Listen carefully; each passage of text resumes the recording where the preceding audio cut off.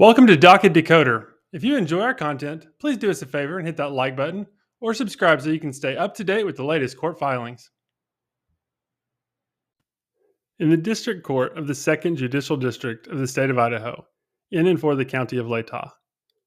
Objection to the state's motion for protective order. Comes now Bryan C. Kohberger by and through his attorney Jay Weston Logsdon, Chief Deputy Litigation, and hereby objects to the state's motion for protective order filed June 16, 2023, on the grounds that the material the state seeks to hide is discoverable and must be provided to Mr. Kohberger. Factual background. On November 13, 2022, law enforcement, responding to a 911 call, found Madison Mogen, Kaylee Goncalves, Xana Kernodle, and Ethan Chapin deceased.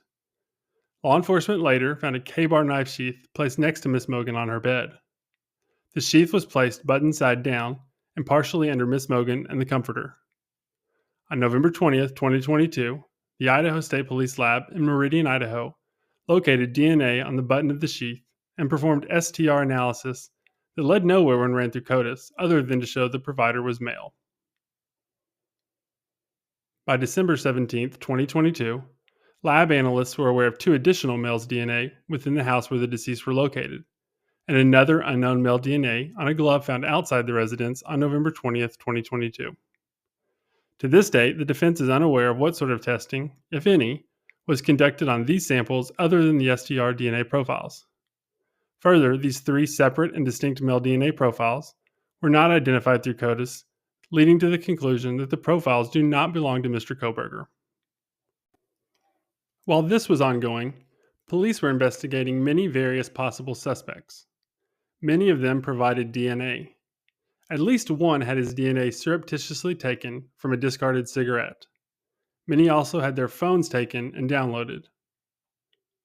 One area of the investigation had to do with a white sedan seen on a camera located at 1112 King Road, first glimpsed by officers on November 18, 2022. By November 25, 2022, police believed the car to be a white Elantra and asked law enforcement to be on the lookout for one. Precisely how the police came to believe the car was an Elantra is still unknown. A report from an analyst for the FBI dated March 21, 2023, shows the analyst heavily relying on a video of a car heading in the wrong direction and at the wrong time on Ridge Road.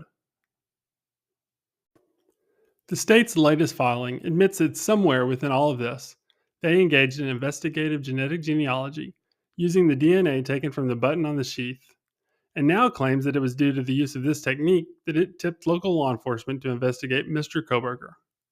It remains unclear what the police relied on in focusing their investigation on Mr. Kohberger. No matter what came first, the car or the genetic genealogy, the investigation has provided precious little. There is no connection between Mr. Kohberger and the victims. There is no explanation for the total lack of DNA evidence from the victims in Mr. Kohberger's apartment, office, home, or vehicle. In essence, through the lack of disclosure and their motion to protect the genetic genealogy investigation, the state is hiding its entire case. Argument.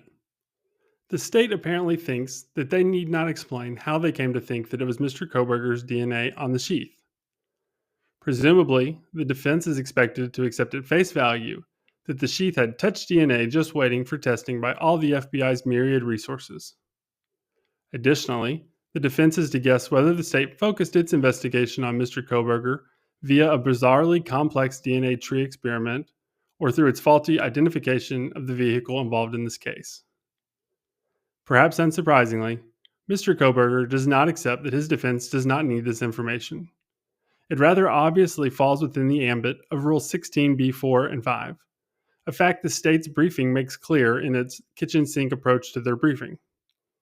The state begins their argument claiming Rule 16 has no interest in IGG testing, and then ends their argument claiming that somehow people will stop sharing their genetics if they were to realize the government is watching. Both arguments must fail. To begin with, the state apparently only wants to prevent Mr. Kohberger from seeing how the IGG profile was created and how many other people the FBI chose to ignore during their investigation. In essence, the state argues that if the later STR testing is accurate, then there is no reason to concern ourselves with how the state came to investigate Mr. Kohberger. What the state argument asks this court and Mr. Kohberger to assume is that the DNA on the sheath was placed there by Mr. Kohberger, and not someone else during an investigation that spans hundreds of members of law enforcement and apparently at least one lab the state refuses to name. Perhaps most puzzling is the state's argument that while Rule 16b-5 requires them to turn over the results or reports from scientific investigations, it does not require that the state disclose what law enforcement does with the results or reports. First of all, that sounds like an admission that the information as to how the IGG was carried out should be disclosed. Second, what law enforcement does with results or reports is covered by Rule 16b-6. Frankly, the fact that members of the FBI are so concerned about permitting Mr. Kohberger to know what they were up to with what was supposedly his DNA does not give one the impression that there is nothing to see here, as the state seems to imply. Finally, the state's claim that ICR 16G2 applies to this matter is quite bizarre. Presumably, the independent company the government relied on was paid for its work and would stand by it in court. The state provides no real argument as to why the company needs to be protected. Mr. Kohberger is left to suspect they wish to keep their methods from being questioned to the extent that there is some concern about intellectual property that can be addressed via protective order that permits Mr. Kohberger and his defense team to review their work.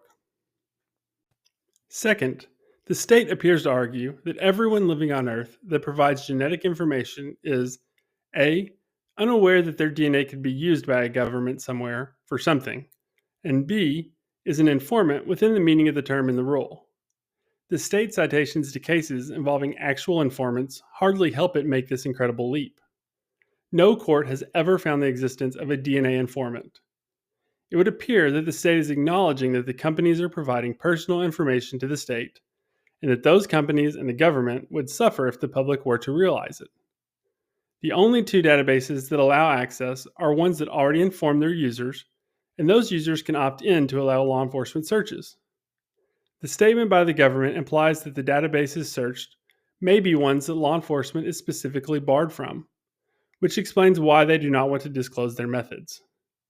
If the fact that the government is looking at the genetic information that people are sharing was at all an issue, then the state's very public acknowledgement of such investigations was clearly a big mistake. In any case, it is hard to understand why Mr. Kohberger should be the one to suffer because these companies and our government choose to either mislead or not educate the public. According to the Pew Research Center, in February 2022, 48% of respondents thought it was acceptable to give their data to law enforcement to solve a crime. 33% said no, and 18% were unsure. However, 60% thought their genetic information could not be shared with other companies. There is no federal law about the sharing of genetic information, but multiple states have begun regulating police use.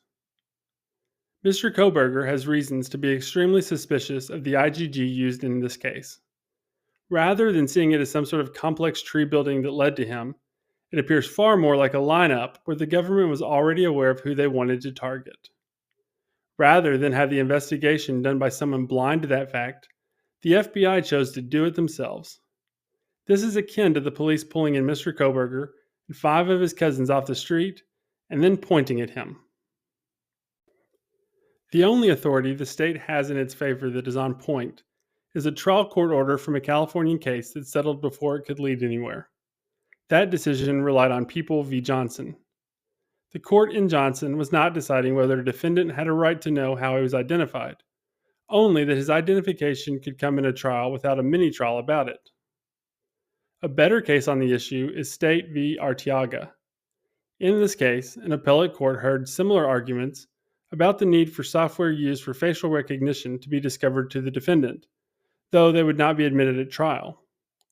The court, considering the matter, found, "We are keenly aware the cases we have discussed involved instances concerning Fry hearings and potential expert testimony, and that here we are dealing instead with eyewitnesses who have already identified the perpetrator, and the identification found admissible under Wade. However, the facts of this case convince us defendants will be deprived of due process if he does not have access to the raw materials integral to the building of an effective defense. The evidence sought here is directly tied to the defense's ability to test the reliability of the FRT. As such, it is vital to impeach the witness's identification, challenge the state's investigation, create reasonable doubt, and demonstrate third-party guilt. The FRT's reliability has obvious implications for the accuracy of the identification process because an array constructed around a mistaken potential match would leave the witness with no actual perpetrator to choose.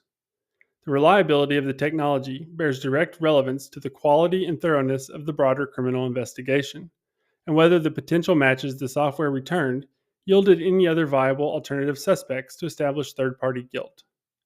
Defendants' request for the identity, design, specifications, and operation of the program or programs used for analysis, and the database or databases used for comparison are relevant to FRT's reliability. At trial, the state will likely have the investigating officer explain the police investigation, including the process of retrieving the still photo from the surveillance cameras ultimately used to generate the image of the defendant. Although we do not speculate regarding the exact nature of this testimony and whether defendant will seek to impeach it, the fact the state does not bear the burden of adducing testimony regarding the composition of the photo array does not bar the defense from access to discovery sought. Mr. Kohberger finds himself in a similar position as Mr. Arteaga. A massive investigation came to focus on him and him alone. The state appears to be trying to hide its original domino such that he cannot discover why. Mr. Kohberger has a right to discover and question the investigation that led to him. This court should find so. Dated this 22nd day of June, 2023. Ann C. Taylor, Public Defender, Kootenai County Public Defender, by Jay Weston Logsdon, Chief Deputy Litigation, Assigned Attorney.